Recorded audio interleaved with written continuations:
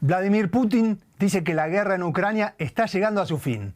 El presidente ruso sorprendió con esas declaraciones el sábado, luego del desfile por el Día de la Victoria en Moscú. Y las interpretaciones, por supuesto, difieren. Algunos ven un cambio de postura, otros, por el contrario, continuidad. En el campo de batalla, el avance ruso parece frenarse. Analistas hablan de una economía con problemas y un descontento creciente. Putin habla de fin del conflicto. Por otro lado, el diálogo impulsado por Donald Trump se ha estancado. El presidente ruso aprovechó una vez más en esa conferencia de prensa la oportunidad para criticar a los líderes europeos que apoyan a Ucrania. Prometieron ayuda y fueron escalando la confrontación con Rusia, que continúa hasta hoy. Creo que esa situación se acerca a su fin, aunque sigue siendo un asunto serio. Bienvenidos a DW Actualidad en Análisis y bienvenidos a Alexandra Zhitenko, analista política, especialista en Eurasia, y a nuestro Ricardo Marquina, periodista, documentalista.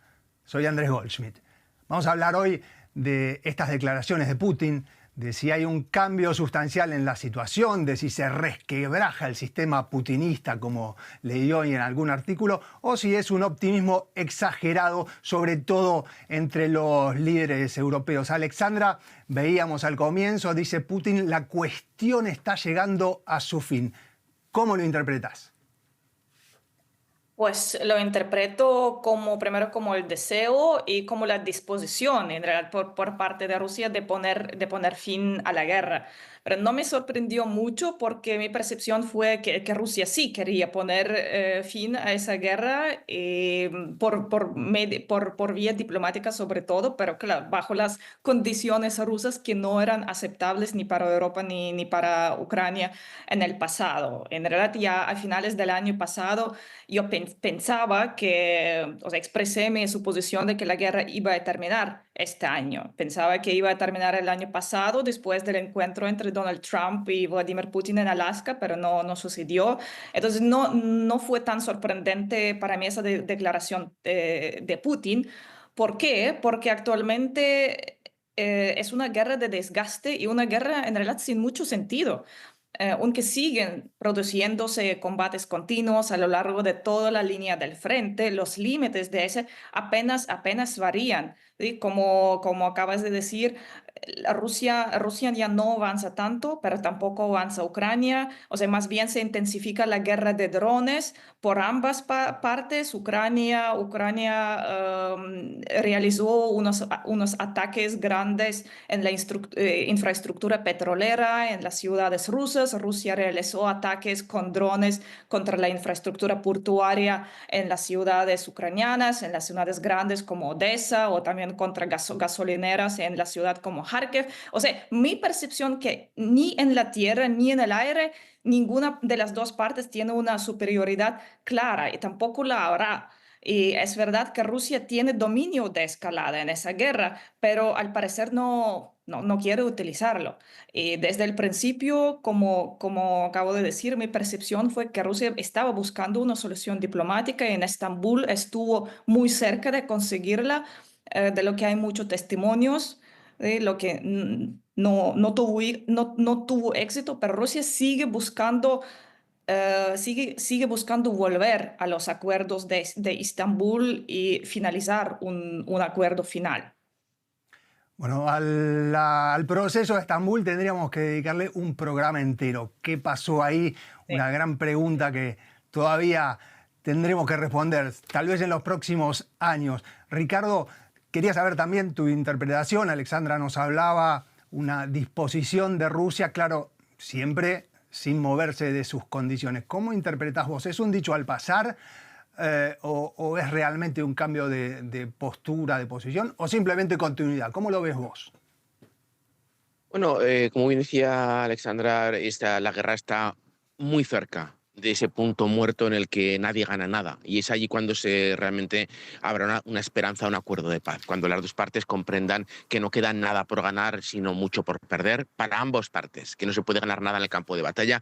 Yo creo que estamos cerca, pero no estamos todavía allí, sobre todo porque Rusia lo ha dejado meridianamente claro. Esta misma semana he escuchado a 2 voceros rusos decirlo, que lo que tiene que hacer Ucrania es retirarse de lo que queda, de lo que controla de Donbass, y se habrá acabado la guerra, básicamente, ¿no? Que lo que quieren es esa retirada de los ucranianos del terreno que controlan en Donetsk. Eh, Pondría estas declaraciones de Putin en ese contexto, y ya queda menos para que eso se cumpla, sea vía diplomática o mano militar, y estamos más cerca de eso que hace un año, y más cerca de 2 y de 3, y también porque Putin tiene que darle algo a su población. La población está cansada. Es una guerra que dura más que la Gran Guerra Patria, la participación soviética en la Segunda Guerra Mundial, y una guerra que está causando cientos de miles de muertos rusos para conquistar aldeas que ningún ruso conocía antes ni sabía poner en el mapa, con lo cual es una guerra a la que muchos rusos no ven sentido. No ven sentido, quizás no le veían el sentido ya en 2022, pero ahora mismo es muy evidente para la gran mayoría de los rusos que la situación está atascada, y que ese sueño de 2022 de ver a Putin comulgar en el monasterio de las cuevas en Kiev no se iba a cumplir. Con lo cual, Putin y su gobierno, sobre todo, comprenden que están atascados, que no se va a lograr mucho más, que ya es bastante, todo se ha dicho, que esas provincias que ya controla ahora mismo Rusia en Ucrania, y que va siendo hora de ir buscando una salida ya sea que en algún momento será diplomática. Y yo creo que estamos en ese punto, aunque creo que comentabas hace un momento que quizás había mucho entusiasmo en los líderes europeos. Yo creo que sí, que hay demasiado entusiasmo, tanto en los líderes como en redes sociales. Rusia tiene recursos, siempre le queda la carta de una movilización masiva, algo que no ha hecho. Eso también tendría riesgos para Moscú, pero tiene ese recurso, tiene misiles de alta capacidad destructiva que no ha utilizado, tiene armas nucleares que no ha utilizado, con lo cual Rusia tiene recursos, y a Ucrania le valdría siempre, y yo creo que de hecho lo hacen, tenerlo siempre muy en cuenta. Sí, lo que hacía mención recién Alexandra, esto de la dominancia de la escalada, o no sé cuál es la traducción exacta de ese término que tanto se usa. También Ricardo mencionaba ese sueño de Putin de conquistar Kiev en 3 días. No se cumplió, pero tiene aproximadamente Pero no un había ese sueño, 20% yo no creo en ese sueño. del territorio, perdón, un 20% del territorio de Ucrania, que no es poco. Alexandra, en su primera respuesta nos dio un abanico de puntos para tocar. Posiblemente no lleguemos a tocar todos, pero una de las cuestiones que quería tocar es la situación dentro de Rusia. Y hablábamos de este cierto optimismo en líderes europeos y en algunos artículos de estos últimos días. ¿Realmente crees que hay indicios de que el apoyo a Vladimir Putin internamente cae? Bueno, depende de la definición. Lo que sí podemos decir es que, primero, la guerra de drones, esa de Ucrania, complica cada vez más la vida de la población rusa. La mayor parte del territorio ruso se encuentra actualmente en el alcance de los drones ucranianos, y yo, por ejemplo, no paro de leer comentarios de mis amigos en Rusia que se quejan en las redes sociales, que se quejan, que a veces dicen, sí, hoy me levanté y escuché las sirenas, sí, las alarmas, y que eso cansa mucho y crea una sensación de miedo. Y yo creo que el descontento en Rusia va en aumento, también debido al aumento del coste de la vida y el bloqueo, los bloqueos de Internet. Pues si se analizan las encuestas, el apoyo a Putin está disminuyendo, al igual que la confianza en su gestión. Pero, sí, hay que decir, el apoyo sigue siendo más de 70%. O sea, el apoyo a Putin creo que ahora alcanza 73%, antes era más de 80%, pero en comparación se supera por mucho el apoyo combinado a Macron, a Emmanuel Macron, a Starmer y a Friedrich Merz, por ejemplo, que en conjunto no alcanzan los 70%. Entonces, no es tan dramático, pero la tendencia de los últimos 5 meses, o sea, desde el comienzo del año, es clara. Y ya ahora se culpa personalmente también a Putin por la situación en Rusia. Si antes eran los funcionarios, ¿sí? Más bien los funcionarios más abstractos, no el Putin personalmente, ahora la imagen de Putin está está más dañada que antes. Y el número de personas en Rusia que están a favor de negociación, de una salida negociada, es mayor que nunca. Y Putin siempre ha sido bastante atento a la opinión pública, él no la ignora.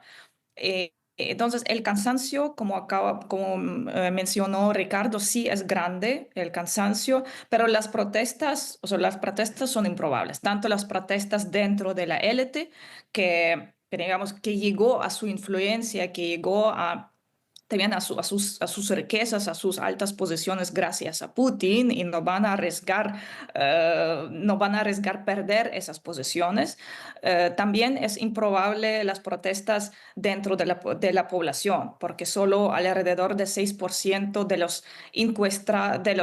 las personas encuestadas participarían, nos dicen que participarían en una protesta. También saben por qué es porque por el temor a las represiones. O sea, yo no veo probabilidad de una revuelta ni desde abajo ni desde arriba, pero hay un cansancio y un descontento creciente en Rusia y Putin seguro que lo tiene en cuenta.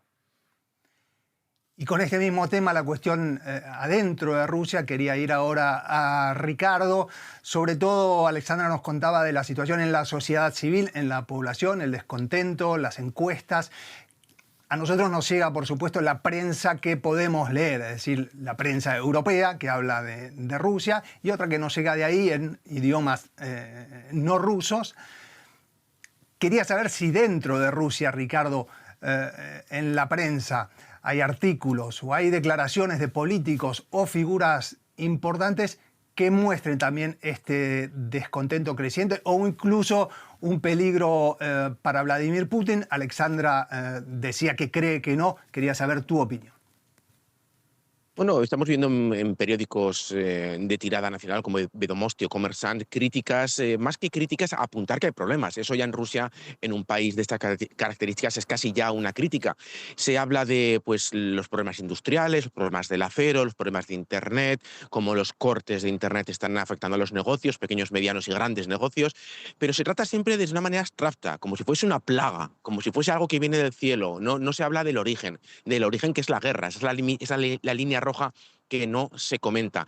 De unos meses a esta parte, y es cierto que desde el comienzo de años, por la fuerte subida de impuestos, después de esa fuerte subida de impuestos llegó los cortes de Internet, las limitaciones cada vez más fuertes, pues la gente ha empezado a hablar de esto, y también los medios y también voces dentro de las estructuras de poder. Ha habido altos funcionarios que han pedido que se relajen estas restricciones, sobre todo en Internet, porque están causando problemas administrativos, problemas económicos.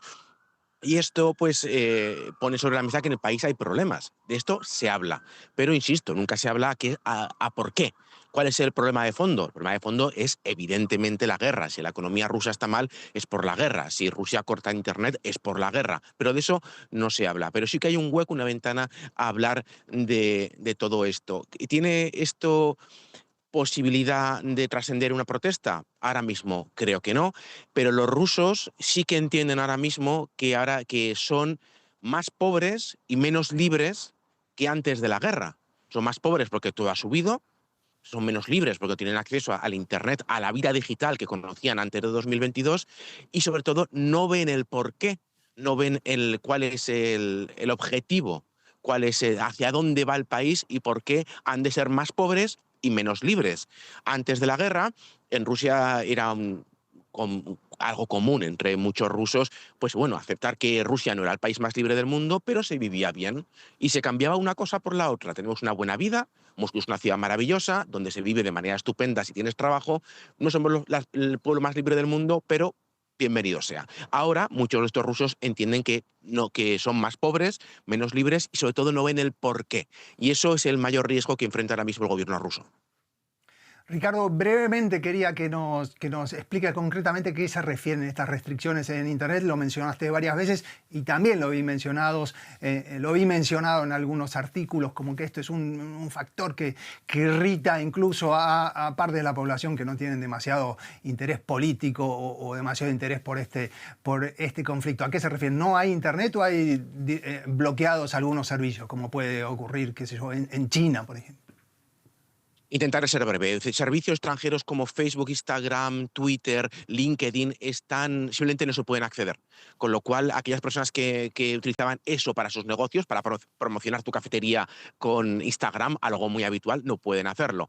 Pero ha habido cortes, ha cortado Internet de manera completa o parcial en las grandes ciudades para evitar que los drones se comuniquen y operen dentro de Rusia.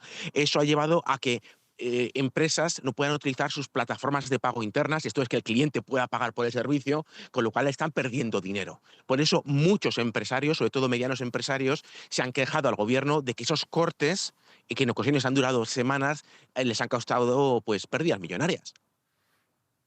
Bien, y ahora sí, vamos a tocar el tema de la posible paz, un posible fin de este conflicto, como mencionaba Vladimir Putin el sábado, y el tema principal de este programa. Alexandra, ¿cuáles podrían ser las condiciones para un fin del conflicto? Las posiciones de Ucrania y las de Rusia no parecen haber cambiado en los últimos meses o en los últimos años. Hay una cuestión territorial que para algunos ya es un hecho consumado. Y ni Ucrania ni Rusia se pueden poner de acuerdo ni en la cuestión de las garantías de seguridad o en la cuestión de finalmente dónde se congelará ese conflicto. ¿Cuáles pueden ser unas condiciones para vos realistas en que se puede avanzar hacia esto, sea por la mediación de Trump, sea por la mediación de Europa o de la manera que sea? Bueno, en lo que, por ejemplo, las condiciones de Rusia no se han cambiado mucho. Las condiciones claves, que son condiciones en materia de seguridad. O sea, la condición clave sin la que no va a haber ninguna solución desde la perspectiva rusa es un claro no a la expansión de la OTAN, un claro no a la membresía de Ucrania en la OTAN. O sea, Rusia va a insistir en un nuevo acuerdo sobre la arquitectura de seguridad europea, con o sin Estados Unidos. Ahora parece que la administración de Trump se está retirando del escenario europeo poco a poco, y es por eso que Putin también demuestra su interés o su disposición por negociar también con los líderes europeos, incluso que antes Rusia decía, o sea, excluía esa posibilidad. Sí, hace un año Rusia decía, no, con los europeos no vamos a hablar, solo con los estadounidenses, pero la administración de Trump está ahora distraída por por el conflicto en el Oriente Medio, entonces dedica menos recursos a la solución del conflicto en Ucrania. Rusia está interesada en solucionarla. Y ahora, bueno, son varios factores que ahora coinciden. También la situación, nosotros estamos hablando cómo está empeorando la situación económica en Rusia, pero está empeorando en todo el mundo. También ha empeorado mucho en Europa por la guerra en Ucrania. También ha empeorado mucho en Alemania. Ha sufrido la industria alemana, que en parte ha sido, o sea, la capacidad industrial ha sido destruida, el aumento de los precios, o sea, afecta a todos. Ya no estoy hablando de cómo todo eso afecta a Ucrania, que es el país más afectado, y por supuesto la población ucraniana también está muy cansada y también quiere que termine ese conflicto. Sobre las condiciones, hay que decir que Rusia ha rebajado sus exigencias por ejemplo, de 2 años atrás. ¿Sí? En verano 2024, Putin todavía reclamaba las 4 regiones ucranianas que estaban bajo ocupación parcial de Rusia, ni siquiera completa. O sea, las 4 regiones anexionadas, Donetsk, Luhansk, Gerson y Zaporizhia. Rusia reclamaba el control de sobre todas esas 4 regiones, aunque no las tenía bajo su control por completo. Ahora lo que reclama es básicamente Donbass, solo Donbass. Ya no se habla ni de Zaporizhia ni de Gerson. Y lo que le queda ahora, lo que Rusia todavía no controla, es la parte norte del Donbass, que Rusia quiere tener bajo su control, pero no lo alcanza.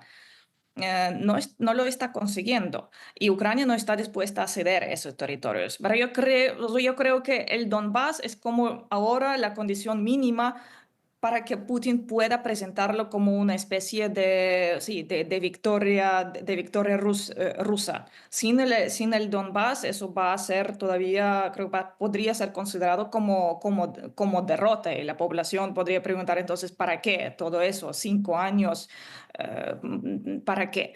Am, lo que está por solucionar son las garantías de seguridad para Ucrania, que es la cuestión, o sea, lo que para Rusia es la cuestión de la OTAN y toda la arquitectura de seguridad, es para Ucrania el tema de las garantías de seguridad ucranianas. O sea, son los dos temas claves.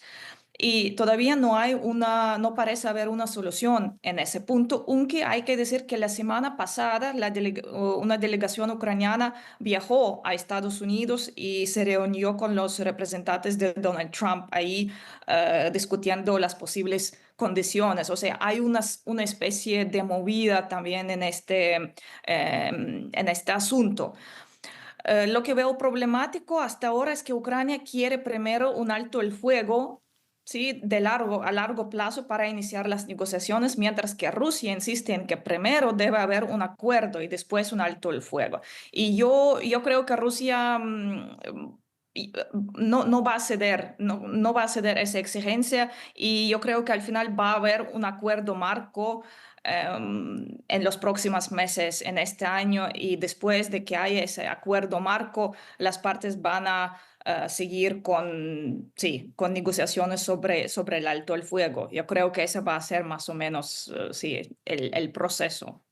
Por eso me refería, cuando le hacía la pregunta a Alexandra, a una posibilidad real de solución de algunos nudos en esa negociación. Uno es la cuestión territorial. Justamente Alexandra comentaba que el Donbass no es negociable para Rusia, pero tampoco lo es para, o por lo menos esa porción que queda sin ser ocupada, para Ucrania. Y la cuestión de las garantías de seguridad, bien Rusia o Ucrania puede desistir de entrar a la OTAN, pero va a querer unas garantías que más o menos sean equivalentes a una membresía en la OTAN. Por eso, una vez más la pregunta, y a Ricardo, ¿cómo pensás que pueden destrabarse esos nudos que parecen, por lo menos a vista de hoy, muy difíciles de desatar, a no ser que una de las partes, creemos que Rusia, apele más al potencial de fuerza que todavía le queda, que es mayor al de Ucrania? Bueno, estoy totalmente de acuerdo en que una pérdida de territorio por parte ucraniana es en este punto inevitable. Está por ver cuánto, pero Rusia no se baja de sus exigencias, se quiere todo Donbass. Evidentemente no puede querer menos que eso, si no sería una catástrofe. Ya es una derrota lo que ha sufrido, porque querían otra cosa. El objetivo era radicalmente otro. Conquistar Donbass no es lo que soñaba el Kremlin cuando empezó todo esto, pero es lo mínimo. Entonces, siendo lo mínimo, no se va a bajar de esa exigencia bajo ninguna circunstancia. Y tiene con qué presionar, con lo cual los ucranianos, esto es una cuestión de tiempo. ¿Cuánto tardarán en aceptar esa realidad? Esa realpolitik en la que van a terminar perdiendo lo que queda de Donetsk. ¿Qué pueden ofrecer a cambio? ¿Qué puede ofrecer Rusia a cambio? Rusia tendrá que ofrecer algo. Seguramente ese algo sean unas garantías de seguridad sólida y olvidarse de Ucrania como aliado histórico. O sea, Rusia en Moscú, cuando acabe esta guerra y se firme y se ponga el sello sobre el fin de esta guerra, Rusia habrá perdido uno de los países amigos más cercanos que tuvo durante décadas. Lo habrá perdido por méritos propios. Nadie ha hecho más por ahuyentar a los rusos de la esfera rusa, a los ucranianos de la esfera rusa, que los ucranianos. Yo creo que tendrán que aceptar que Ucrania será parte de Occidente, militar y social, políticamente, y Rusia se quedará a los territorios por los que ha luchado estos 4 años y medio. Pero sí, sin duda, una pérdida sustancial de territorios para Ucrania. Yo creo que a estas alturas, hace tiempo ya, que es evidente que va a ser así. Militarmente, Ucrania no podrá ser parte del Occidente porque en ese caso la guerra no va a terminar nunca. Es una cuestión que en realidad está fuera de discusión. O sea, militarmente una Ucrania que está vinculada con el Occidente, eso Rusia no lo va a aceptar nunca. Políticamente, por ejemplo, una membresía de Ucrania en la Unión Europea Sí, yo no veo que eso sea un problema para Rusia, más bien va a ser un problema para la Unión Europea, porque la Unión Europea todavía no puede ponerse de acuerdo internamente sobre cuándo, cómo, sobre los plazos. Ucrania está presionando para que suceda incluso a partir del año que viene, pero los países europeos son más cautelosos, no están dispuestos. O sea, políticamente sería una opción que Ucrania esté políticamente, económicamente más vinculada con la Unión Europea, pero militarmente declara su neutralidad. O sea, la cuestión de la neutralidad militar y ausencia de una infraestructura occidental militar en el territorio ucraniano es una condición clave de Rusia. O sea, que no haya una infraestructura, bases militares de la OTAN en Ucrania o sea, es mínimo absoluto para Rusia.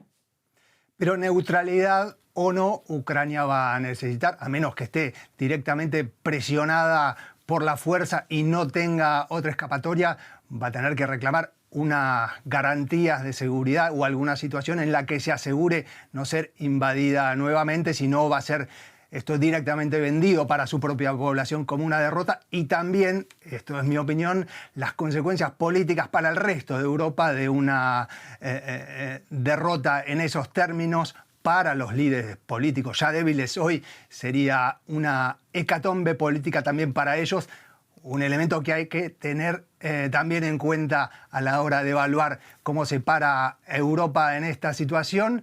Éramos pocos y encima un invitado nuevo a partir del sábado. Putin invitó o mencionó a Gerhard Schröder como posible mediador. Creo que hay que restarle importancia porque para la mayoría de Europa esto será inaceptable, pero tal vez, no sé si tomarlo como señal de que por lo menos ahora se mencionó a un elemento o alguien europeo para formar parte en una posible negociación. Brevemente, la última pregunta para los dos. ¿Cómo ven esta expresión? ¿Algo que se le escapó a Putin o realmente el intento de ver, bueno, Europa puede poner un pie aquí en los intentos de resolver el conflicto? Alexandra, primero, brevemente, por favor.